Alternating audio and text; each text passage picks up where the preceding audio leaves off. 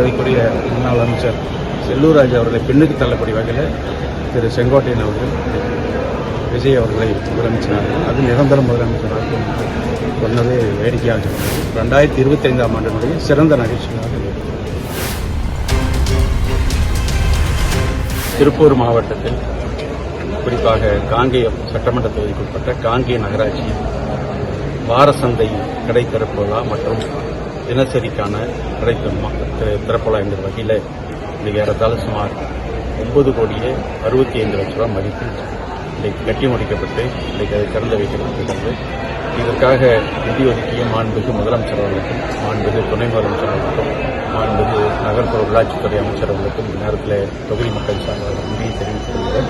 இது இந்த பகுதியில் வாரசந்தை என்பது திங்கட்கிழமை தோறும் மிக புகழ் வாய்ந்த ஒரு சந்தையாக இந்த வட்டாரத்தில் செயல்பட்டு வருகிறது. அந்த வகையில் இந்த கடை அமைக்கக்கூடியவர்களுக்கு வியாபாரிகளுக்கு இது ஒரு சிறப்பான ஒரு அரங்கமாக அமைந்திருக்கிறது.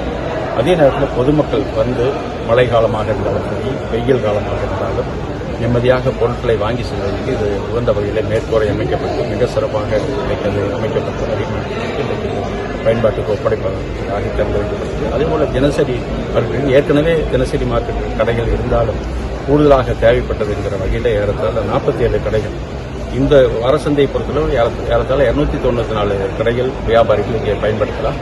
அதை பொறுத்தளவு 47 கடைகள் வியாபாரிகள் பயன்படுத்தக்கூடிய வகையில் இன்றைக்கு அது சிறப்பாக அதுவும் அமைக்கப்பட்டிருக்கிறது. அதுவும் இன்றைக்கு அதெல்லாம் ஒப்பந்த புள்ளி கோரி முறையாக ஏலம் விடப்பட்டு அதற்கான வியாபாரிகள் இன்றைக்கு நிர்ணயம் செய்யப்பட்டிருக்கிறது. அவர்களும் நீ பயன்பாட்டுக்கு எடுத்துக் கொள்கிற வகையில் இது திறந்து வைக்கப்பட்டிருக்கிறது. அதற்காக மாண்புமிகு முதலமைச்சர்களுக்கு மீண்டும் நன்றியை தெரிவித்துள்ளோம்.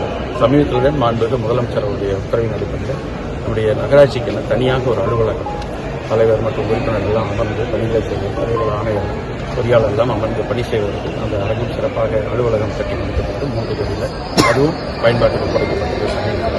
அதுபோக நம்முடைய அரசு வந்த பிறகு நகராட்சி பகுதியில் இருக்கக்கூடிய மக்களுக்கு குடிநீர் வழங்கக்கூடிய வகையில் கூடுதலாக குடிநீர் தொட்டி 9 குடிநீர் தொட்டி இன்றைக்கு அமைக்கப்படும் நகராட்சி பகுதியில் மட்டும். இதில் வரக்கூடிய தண்ணீரை சேமித்து வைத்து உரிய நேரத்தில் விநியோகம் செய்வதற்கு அது பயன்படும் கூடுதலாக பயன்படுகிறது.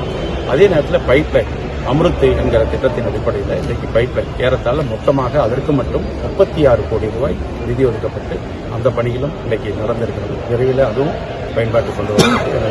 இதற்கெல்லாம் மாண்புமிகு முதலமைச்சர் தொகுதி மக்கள் சார்பாக நன்றியை தெரிவித்து இந்த சிறப்பான நிகழ்ச்சியில் நாடாளுமன்ற உறுப்பினர் ஈரோடு நாடாளுமன்ற உறுப்பினர் அவர்களும் அதேபோல நகராட்சியினுடைய மண்டல இணை ஆணையர்களும் அதேபோல நம்முடைய நகராட்சி தலைவர் உறுப்பினர்கள் துணைத் தலைவர் மாவட்ட ஊராட்சி குழு திருப்பூர் மாநகராட்சி 4வது மண்டலத்தில் உள்ளாட்சி மக்கள் பகுதியில் கலந்து கொண்டு சிறப்பாக இன்றைக்கு இந்த பயன்பாட்டுக்கு கொண்டு வருவதற்கு நடவடிக்கை.